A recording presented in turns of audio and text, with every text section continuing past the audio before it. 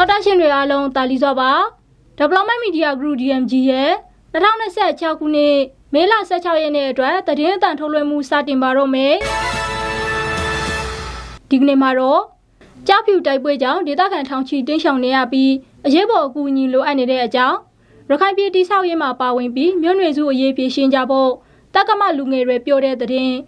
မင်းတုံးမြို့နယ်ပြောင်းရွာနဲ့တဖန်ရောင်ရွာတို့မှာစစ်တပ်ဂိတ်တွေအရှိချနေတဲ့အကြောင်းအပါအဝင်တခြားစိတ်ဝင်စားစရာကောင်းတဲ့သတင်းတွေကိုလည်းတင်ဆက်ပေးသွားမှာဖြစ်ပါတယ်ဒီအစီအစဉ်ကိုကျမဖြူရဲနဲ့အတူစိုးငင်းကပူပေါင်းတင်ဆက်ပေးသွားမှာပါပထမဆုံးအနေနဲ့ကြောက်ဖြူတိုက်ပွဲကြောင့်ဒေသခံထောင်ချီတင်းရှောင်နေရပြီးအရေးပေါ်အကူအညီလိုအပ်နေတဲ့အကြောင်းကိုတင်ဆက်ပေးချင်ပါတယ်ရခိုင်ပြည်ကြောက်ဖြူမြို့နယ်တောင်မော်ဦးရေတပ်စခန်းကထိုးစစ်ဆင်လာတဲ့အာဏာသိမ်းစစ်တပ်နဲ့အေအေတို့ကြားတိုက်ပွဲပြင်းထန်နေပြီးဒေသခံထောင်တဲ့ချီဟာဘေးလွတ်ရာကိုတင်းရှောင်နေရပြီးတော့အရေးပေါ်အကူအညီတွေလိုအပ်နေတယ်လို့သိရပါတယ်တောင်မော်ဦးရေတပ်အနီးမှာမေလ10ရက်ကစတင်ပြီးတိုက်ပွဲတွေဇက်တိုက်ပြင်းထန်နေပြီးတော့လက်ရှိမှာစနေမြို့နယ်အနီးအနားကျေးရွာ14ရွာလောက်ကဒေသခံတွေဟာဘေးလွတ်ရာကိုတင်းရှောင်နေရတယ်လို့သိရပါတယ်ဒီကနေ့မှလည်းတောင်မော်ဦးရေတပ်စခန်းနဲ့အဝါတောင်ကျေးရွာအနီးတို့မှာတိုက်ပွဲတွေပြင်းထန်နေပြီးတော့မေလ23ရက်ကလည်းစပယ်ချောင်းကျေးရွာအနီးကိုဂျက်ဖိုက်တာနဲ့ပုံကျဲတိုက်ခိုက်ခဲ့ပါတယ်လက်ရှိမှာတိုက်ပွဲတွေကြောင့်ကျေးရွာပေါင်း10ကျော်လောက်ကခန့်မှန်းလူဦးရေ9000လောက်အထိတင်းရှောင်နေရပြီးတော့အရေးပေါ်အကူအညီတွေလိုအပ်နေတယ်လို့စစ်ဘေးရှောင်ရေးကူညီပေးနေသူတွေကပြောကြပါတယ်ထွက်ပြေးနေရတဲ့ဒေသခံတွေဟာစနေမြို့အဝါတောင်စပယ်ချောင်းမြို့ချောင်းတောင်မော်ကြောက်စဲအလေတွင်ဒွေးချစားတဲ့ကျေးရွာတွေကဖြစ်ပြီးတော့ရန်ပြင်းမြို့နယ်နဲ့တောင်ကုန်းမြို့နယ်တွေကိုတင်းရှောင်နေရတာဖြစ်ပါတယ်အာဏာသိမ်းစစ်တပ်ဟာကြောက်ဖြူမြို့ကိုမေလအစိုးပိုင်းကစပြီးရေချောင်းလေချောင်းနဲ့စစ်အင်အားလူအင်အားအများအပြားဖြည့်တင်းထားပြီးတော့လက်ရှိမှာတိုက်ပွဲတွေပြင်းထန်နေတာလည်းဖြစ်ပါတယ်လက်ရှိကြောက်ဖြူတိုက်ပွဲတွေဟာမြို့နယ်အနီးတန်းချောင်းရှောင်းမြောင်ဒုံမတောင်စားတဲ့နေရာတွေနဲ့စနေမြို့အနီးတောင်မော်ဦးရေတပ်စခန်းအနီးတို့မှာစစ်မျက်နှာနှစ်ခုဖြစ်နေတာဖြစ်တယ်လို့ဒေသခံတွေကပြောဆိုကြပါတယ်ဆက်လက်ပြီးတော့ရခိုင်ပြည်တိဆောက်ရေးမှာပါဝင်ပြီးမြို့နယ်စုအရေးဖြစ်ရှင်းကြဖို့တက္ကမလူငယ်တွေပြောတဲ့အကြောင်းကိုလည်းတင်ဆက်ပေးမှာပါရခိုင်ပြည်တိဆောက်ရေးကာလမှာတက္ကမလူမျိုးတွေအနေနဲ့တက်ကြွစွာပူးပေါင်းပါဝင်ကြပြီးမြို့နယ်စုတွေဆိုင်နေရတဲ့စိန်ခေါ်မှုတွေကိုအာရခပြည်သူတော်လှန်ရေးအစိုးရနဲ့ဆွေးနွေးဖြေရှာကြဖို့တက္ကမလူမျိုးတွေကပြောဆိုနေကြပါတယ်ရခိုင်ပြည်မှာ ULA ထိန်းချုပ်မှုအောက်မှာလူမျိုးပေါင်းစုံဘာသာပေါင်းစုံစုပေါင်းနေထိုင်ကြပြီးအခုနောက်ပိုင်းမှာ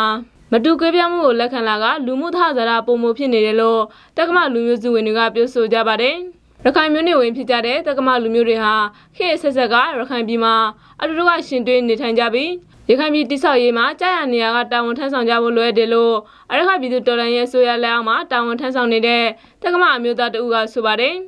လက်ရှိရှင်အရခပြည်ပြည်လည်တိဆောက်ရေးမှာကာကွယ်ရေးပညာရေးကျန်းမာရေးနဲ့ဌာနဆိုင်ရာလုပ်ငန်းတွေမှာလုပ်ကိုင်နေသူတက္ကမလူမျိုး400ကျော်ရှိနေတယ်လို့လည်းသိရပါတယ်တစ်ဖက်မှာလည်းတက္ကမလူမျိုးတွေဟာမိသားစုငွေကြေးကျက်တဲ့တာတွေကြောင့်ပြည်မနဲ့နိုင်ငံခြားတွေကိုအလုပ်လုပ်ကိုင်ဖို့ထွက်ခွာသူလည်းရှိနေပါတယ်ဒါကြောင့်တက္ကမလူမျိုးတွေဟာရခိုင်ပြည်မှာလူရင်နေပါတဲ့စိန်ခေါ်မှုတွေနဲ့ရင်ဆိုင်နေရတယ်လို့လည်းသိရပါတယ်အလားတူအရခပြည်သူတော်လှန်ရေးအစိုးရအနေနဲ့မြို့နယ်စုဝင်တွေကိုကောက်ွယ်ပေးနိုင်မဲ့မူဝါဒတွေရှာမဲ့ပြီးအုပ်ချုပ်ရေးတရားစီရင်နဲ့ဥပဒေပြုရေးတို့မှာတိဆောက်ရေးကာလဖြစ်နေတာကြောင့်စနစ်တကျကင်တွယ်ဖို့လွယ်တယ်လို့တက္ကမလူမျိုးတွေကဆိုပါတယ်ရခိုင်ပြည်နယ်မြေအများစုကိုထိန်းချုပ်ထားတဲ့အရခတပ်တော်ဟာထိန်းချုပ်နယ်မြေတွေမှာအုပ်ချုပ်ရေးတရားစီရင်ရေးဥပဒေပြုရေးရန်တရားတွေနဲ့မြို့နယ်စုအရေးတွေကိုတပြိုင်တည်းလှုပ်ဆောင်နေပါတယ်မင်းတုံးမြို့နယ်ပြောင်းရွာနဲ့တဖန်ရောင်ရွာတို့မှာစစ်တပ်ဂိတ်တွေအခြေချနေတဲ့သတင်းကိုလည်းပြောပြပေးချင်ပါတယ်ရခိုင်ရိုးမနဲ့ထိစပ်နေတဲ့မကွေးတိုင်းမင်းတုံးမြို့နယ်အနောက်ဘက်ခြမ်းဒေသပြောင်းရွာနဲ့တဖန်ရောင်ရွာတို့မှာအာဏာသိမ်းစစ်တပ်ကအခိုင်အမာထိုင်ချပြီးစစ်ဆေးရေးဂိတ်တွေတိုးမြင့်နေတယ်လို့ဒေသခံတွေစီကသိရပါတယ်။ပြီးခဲ့တဲ့မေလ17ရက်ကစပြီးအဲ့ဒီကျေးရွာတွေမှာထိုင်ချတက်ဆွေးနေတာဖြစ်ပြီးတော့ဒေသခံတွေကိုစစ်ဆေးမှုတွေရှိနေတယ်လို့မြေပြင်သတင်းရင်းမြစ်တွေကဆိုပါတယ်။တခြားတစ်ဖက်မှာလည်းစစ်အုပ်စုဟာတဖန်ရောင်နဲ့ပြောင်းရွာအတွင်းကတက်ကြီးပိုင်းတွေကိုစုယုံပြီးညီနိုင်ရဲ့ဆက်ဆံရေးကော်မတီဖွဲ့ပြီးတော့အဲ့ဒီကျေးရွာတွေမှာစခန်းချနေတာဖြစ်ပါတယ်။ရခိုင်ရိုးမနဲ့ထိစပ်နေတဲ့မင်းတုံးမြို့နယ်အနောက်ချမ်းတဖန်ရောင်ပြောင်းရွာပါဝင်ရွာပေါင်း600နီးပါးကို2026ခုနှစ်ဇန်နဝါရီလအတွင်းကစစ်အုပ်စုစစ်ကြောင်းထိုးဝင်ရောက်ခဲ့ပြီးမိရှို့ဖျက်ဆီးခဲ့တာကြောင့်ဒေသခံထောင်ထဲချီထွက်ပြေးခဲ့ရပါတယ်။ပြီးခဲ့တဲ့မတ်လ12ရက်ကလည်းစစ်တပ်ဟာတဖန်အောင်ရွာကိုစစ်ကြောင်းထိုးဝင်ရောက်လာပြီးအဲ့ဒီရွာမှာရခိုင်ကရွှေပြောင်းလုပ်ကိုင်နေတဲ့စပင်းညက်ဆိုင်ကအမျိုးသားတအုပ်နဲ့အတူတခြားတအုပ်ကိုပါဖမ်းဆီးခေါ်ဆောင်သွားတယ်လို့သိရပါတယ်။အဲ့ဒီအမျိုးသားတွေဟာအသက်40ကျော်တအုပ်နဲ့ အသက်35နှစ်ဝန်းကျင်တူဦးတော်ဖြစ်ပြီးလက်ရှိမှာစစ်တပ်ကပြန်လည်လွှတ်ပေးလိုက်တယ်လို့သိရပါတယ်။နိုင်ငံတော်မှာစစ်ရေးရှုံးနေတဲ့စစ်အုပ်စုဟာလက်လွတ်နေမြေတွေကိုပြန်လည်ရရှိဖို့ကြီးရည်လေ3ခုစလုံးနဲ့အင်အားသုံးပြီးထိုးစစ်ဆင်တိုက်ခိုက်နေပြီးတော့တခြားတစ်ဖက်မှာလည်းတိုင်းရင်းသားလက်နက်ကင်တွေနဲ့ PDF တွေကိုညှဉ်းချရေးကန့်လန့်ထားတာလည်းဖြစ်ပါတယ်။သတင်းတွေကိုဆက်လက်တင်ဆက်ပေးနေပါတယ်။အမတ344တိုက်ပွဲတွင်ဒဏ်ရာရစစ်သားတွေကိုစစ်တပ်ကအရက်ဖက်ဆေးရုံတွေမှာကုသနေတဲ့အကြောင်းကိုလည်းပြောပြပေးရှင်ပါတယ်။အေယာဝတီတိုင်းရည်ကြီးမြို့နယ်မြောက်စမ်းကျေးရွာရှိစိတ်အမတ်344အမြောက်တပ်ရင်အနီးမှာအာနာသိန်းစစ်တပ်နဲ့အရခတ်တပ်တို့ပူးပေါင်းတပ်တော်ကြား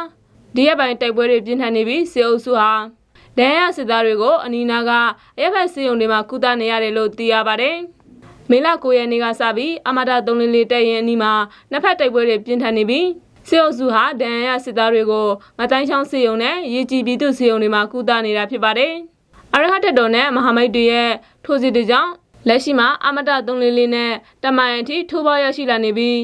စစ်အုပ်စုကလက်နက်ကြီးပစ်ကူလေကြောင်းပစ်ကူတွေနဲ့ခုခံနေတယ်လို့သိရပါတယ်။ဒါအပြင်စစ်အုပ်စုနဲ့တော်လှန်ရေးအင်အားစုတွေဟာ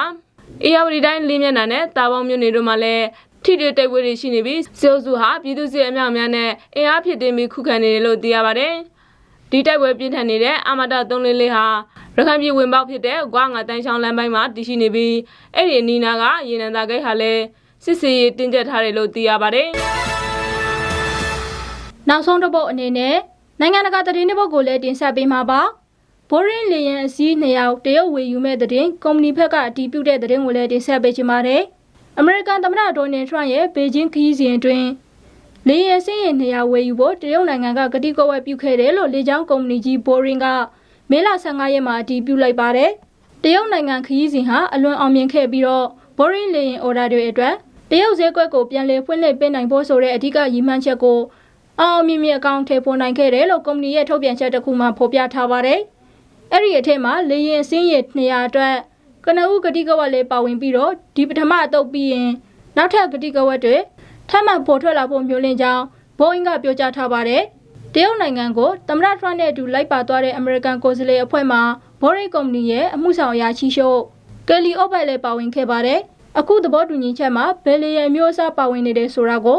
AFP သတင်းဌာနကမေးမြန်းရမှာဘောရင်းကအသေးစိတ်မှတ်ချက်ပေးဖို့ညှင်းဆိုခဲ့ပါတယ်။အခုမှတ်တိုင်တော့ရောက်ရှိနိုင်အောင်ဆောင်ရွက်ပေးခဲ့တဲ့ထရန့်အစိုးရကိုကျေးဇူးတင်တယ်လို့ဘောရင်းကုမ္ပဏီဘက်ကပြောကြားထားပါတယ်ရှင်။ဒီကနေ့သတင်းအတန်ထုတ်လွှင့်တဲ့အစီအစဉ်ကိုဒီလောက်နဲ့ပဲရှင်းနာလိုက်ပါတယ်။ရခိုင်ပြည်တွင်းကသတင်းအကြောင်းအရာတွေအပါအဝင်တခြားဒေသတွေကသတင်းတွေနဲ့ပတ်သက်လို့ DMG သတင်းဌာနကိုသတင်းတွေပေးပို့ခြင်းနဲ့ဆိုရင်တော့အပေါင်း66 839 643 633ကိုလုံခြုံစိတ်ချစွာနဲ့ဆက်သွယ်ပေးပို့နိုင်ပါတယ်။ဒီအစီအစဉ်ကိုတလင်းလာနေကနေစနေနေ့အထိနေ့စဉ်ည7:00နာရီအချိန် DMG ရဲ့ Facebook စာမျက်နှာနဲ့ SoundCloud.com မှာ DMG Online Radio လို့ရှာပြီးနားဆင်နိုင်ပါတယ်။နောက်တော့ဆင်ကြတဲ့သူတွေကိုကျေးဇူးများကြီးတင်ပါတယ်ရှင်။